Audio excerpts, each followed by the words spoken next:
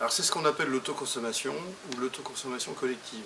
C'est un concept un peu récent qui est que vous pouvez produire vous-même votre électricité et la consommer.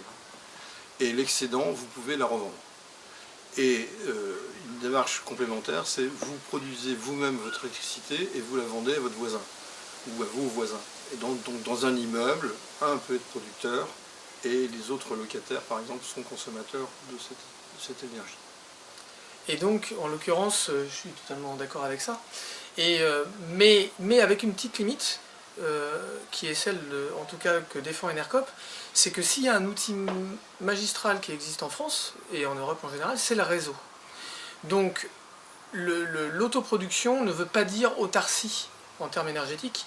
Il y a effectivement un aspect majeur, c'est ce qu'on appelle le foisonnement. Et donc on a différents territoires qui peuvent avoir une production qui est en surcapacité par rapport aux besoins. Et bien ça doit pouvoir être partagé avec les autres, quoi. Et donc ça veut dire quoi? Ça veut dire que faire des investissements extraordinaires et les mythes d'être en autarcie avec ses propres batteries chez soi, pour nous ça n'a aucun sens, aucun avenir en termes de ressources, etc. Ça n'a pas de sens. D'où le travail sur la coopération, la solidarité, les travaux entre voisins, etc., comme tu viens de le dire, Jean. Et donc autoconsommer, oui, mais pas en autarcie, quoi.